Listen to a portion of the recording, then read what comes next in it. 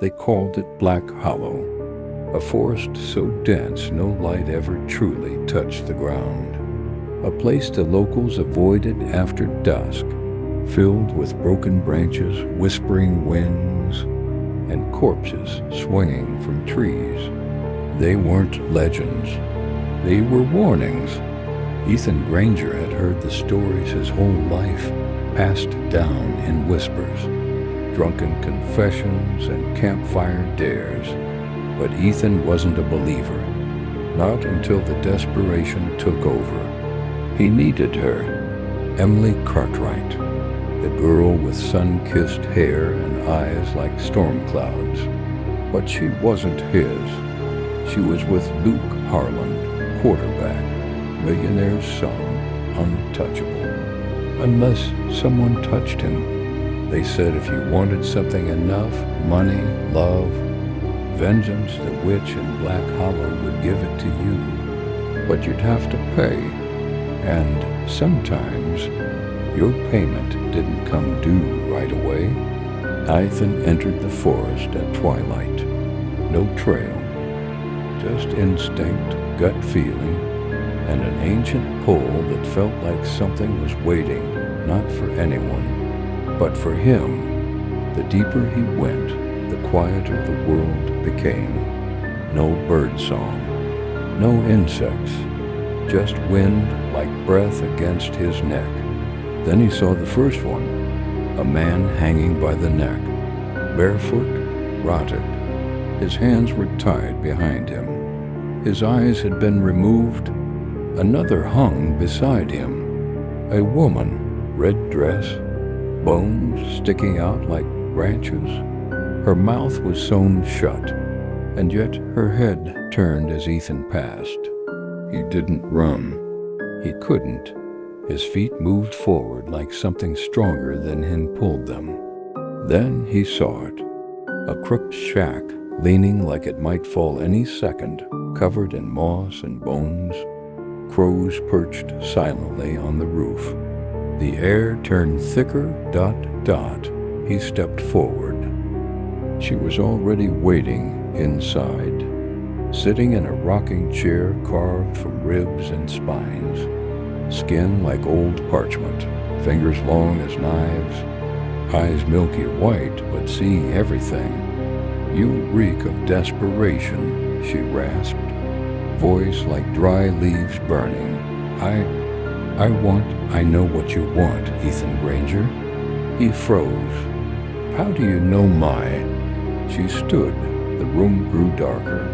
Shapes moved in the corners, hunched, twitching things, limbs too long, eyes glowing red, watching, salivating. I know all names spoken near my trees, she hissed, and all secrets whispered in the dark. The deal was simple. She'd make Emily his. He would wake up tomorrow and she would be drawn to him, love struck, consumed, but the price was blood. Bring me Luke Harland's fear, she said. Bring me the moment he knows he will die, and I will give you hers forever. Ethan hesitated. Murder? No, she didn't say kill, just fear, pure fear. He agreed. That night, Ethan followed Luke through the woods behind his mansion. He waited until they were alone, then jumped him, masked, knife in hand. He didn't stab him, not really, just enough to draw blood, to let Luke scream, to let him beg, to let him believe death was coming. He captured it all. The panic, the shivering, the wet pants, then left him tied to a tree, alive. The next morning, Emily showed up at Ethan's door, crying, afraid, alone. Something had happened. She didn't remember what. She didn't feel safe anymore, but with Ethan she felt safe. He hugged her, held her, and smiled. But then things changed. Her eyes turned dull. Her skin paled. At night, she sleepwalked into the woods, whispered to trees. Sometimes She'd look at Ethan and flinch. Other times, she'd smile too wide, teeth too sharp, and in his dreams, she stood at the foot of his bed, mouth sewn shut, eyes bleeding black.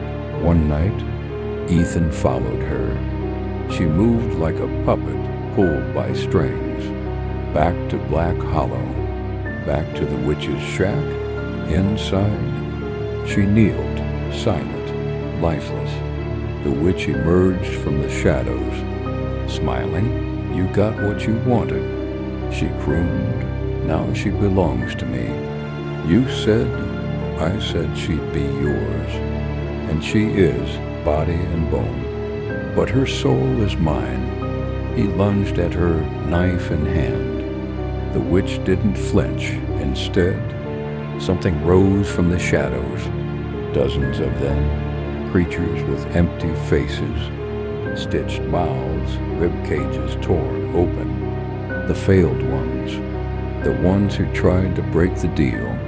They dragged Ethan outside, hung him beside the others, eyes removed, mouth sewn. Another corpse in Black Hollow. Days later, another desperate soul wandered into the forest. She found the witch sitting in her crooked chair. "I want my baby back," the woman cried. "He was taken from me." The witch smiled, and outside, the trees swayed gently. The bodies danced in the wind.